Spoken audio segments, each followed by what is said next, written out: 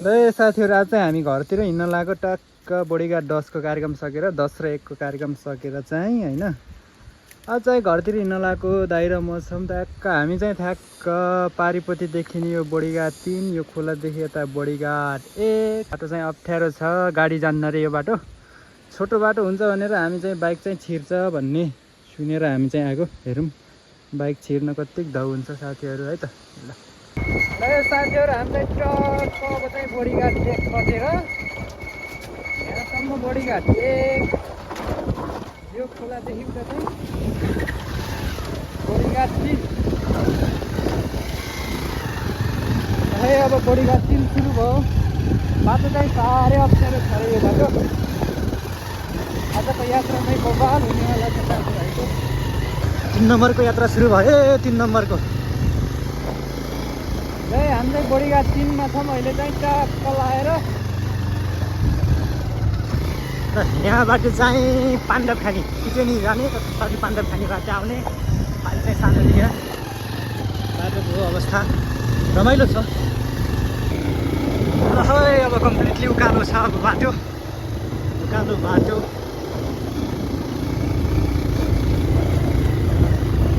हामी चाहिँ अहिले भलाइ भन्ने ठाउँमा छौँ।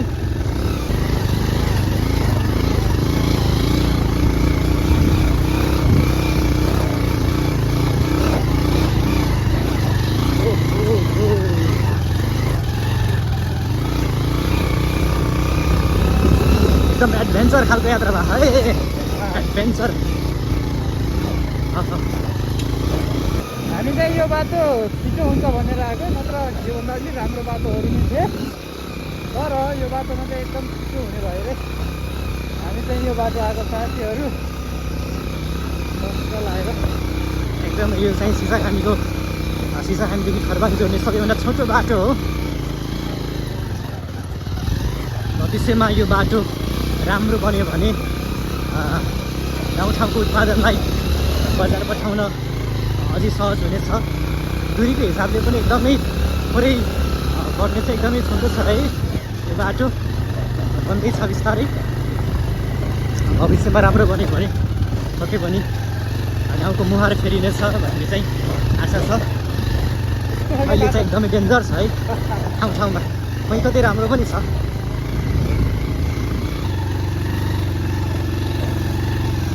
कहीँ ठाउँ चाहिँ सरिन गरेर पनि बाटो यस्तो राम्रो पनि छ, अलिक धेरै ठाउँ चाहिँ अप्ठ्यारो छ। जबरजस्ती नगर क्या हो, राम्रो बाइकले दुखाउला यार, जबरजस्ती नगर है। यो बाटो चाहिँ किन आएको भन्दाखेरि उताबाट गएपछि हामीलाई लगभग त्यो घर जानको लागि 27 किलोमिटर छ भने यताबाट आए चाहिँ 16 किलोमिटरमा पुगिन्छ। त्यही भएर हामी चाहिँ अप्ठ्यारो भयो नि त्यस्तो बाटो हिँडेको साथीहरू। राष्ट्रिय अप्ठ्यारो चाहिँ अलिक राम्रो भयो होइन, अप्ठ्यारो ठाउँमा पहिला अप्ठ्यारो भएको ठाउँमा अलिक सजिलो भएको छ, पहिला सजिलो भएको ठाउँमा चाहिँ अलिक अप्ठ्यारो भएको छ है। टाढा टाढा हेर्दै रमाइलो यात्रा भइरहेको छ। यो बाटो त जबरजस्त हाल्नु पर्दैन होइन, त्यो तान्दैन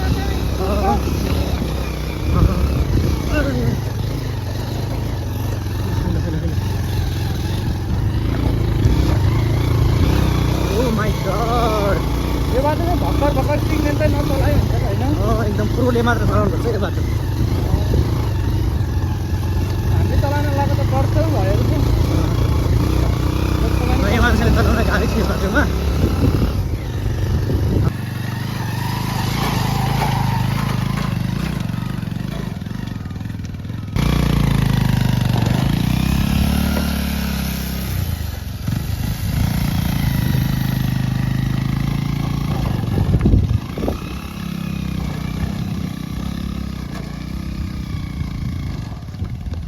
हाम्रो राइडरले एकदम कडा चलाएर अलिकति यो बाटो प्रोले मारेर चलाउनुपर्छ है, एकदम डेन्जर छ बाटोमा। अलिकति बाइकलाई जबरजस्ती नहालिकन काम छैन साथीहरू।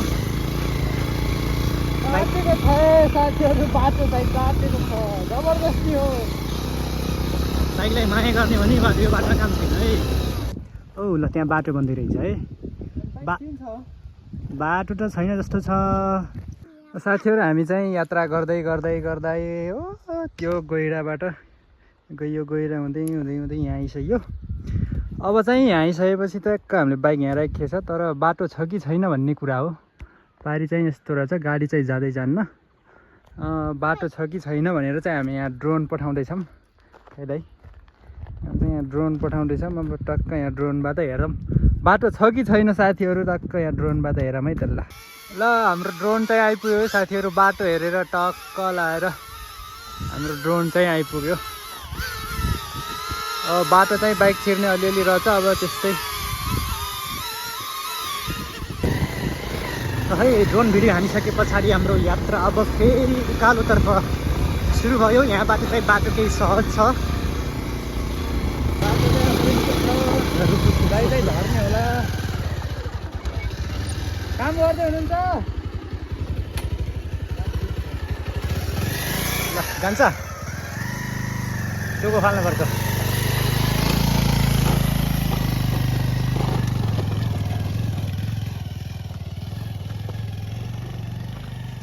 काम चालु छ।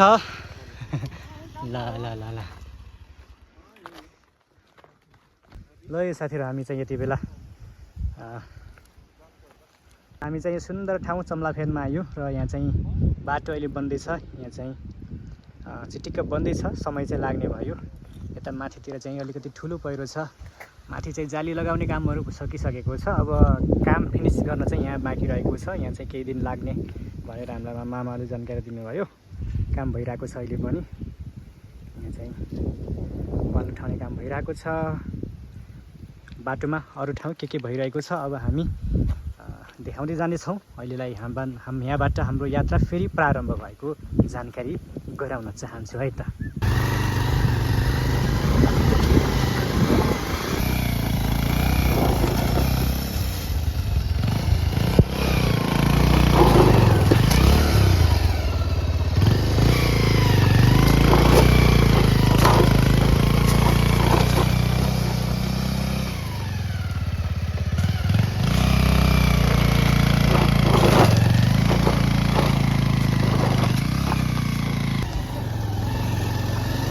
यहाँ त बाटो छैन क्या हो। ल बाटो हेर्नुहोस् तपाईँ साथीहरू, बाटो यस्तो छ।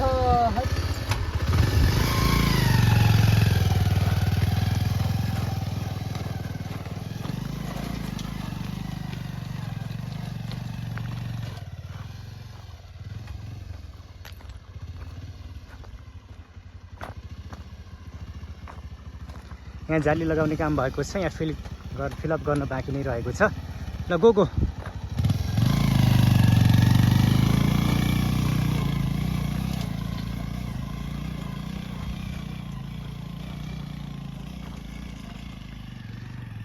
बाटो चाहिँ बन्दैछ है। यहाँ चाहिँ लगभग काम धेरै भइसकेको छ। अब यहाँ चाहिँ बाटो ट्याक्क मिलाउन मात्र बाँकी रहेको छ। जाली चाहिँ लगाइसकिएको छ। अघि तल देखियो, तल चाहिँ काम भइरहेको छ। यहाँ माथि चाहिँ जाली लगाउने काम सम्पन्न भइसकेको छ। अध्यक्षमा यहाँ बाइक चलाउन सिक्दै हुनुहुन्छ मेरो बाटैमा चलाउने टेक्यो। चलाइन्छ नि मामा, सिकिन्छ। हेभी भयो। ल है साथीहरू, फाइनली हामी अब गाउँतर्फ नजिक आइरहेका छौँ। अहिले चाहिँ हामी बडीघाट गाउँपालिका 3 को सीमादरबार पुरा कार्यालय भवनमा आइसकेका छौँ। चिटिक्क बनेर पनि सञ्चालन आइसकेको छ र माथि गाउँमा चाहिँ बाटो सुनिने छ है।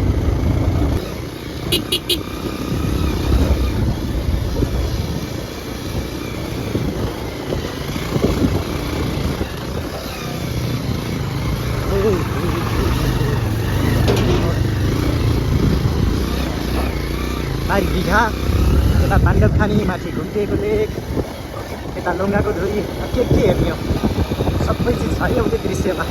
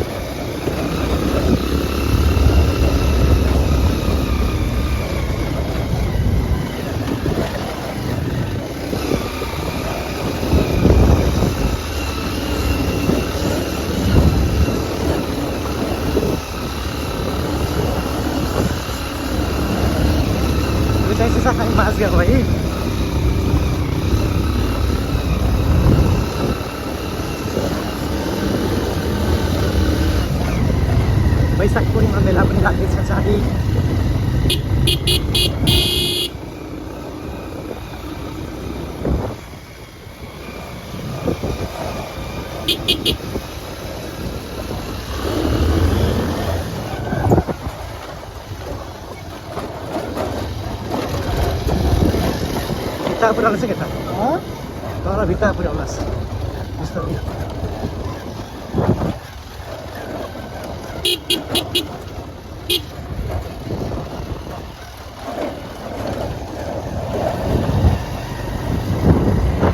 देवस्थान आयो है देवस्थान आयो देवस्थान गाउँघरमा विकास भइछ बिस्तारै बाटोघाटो राम्रो बन्दैछन् नयाँ नयाँ घरहरू पनि राखेका छन्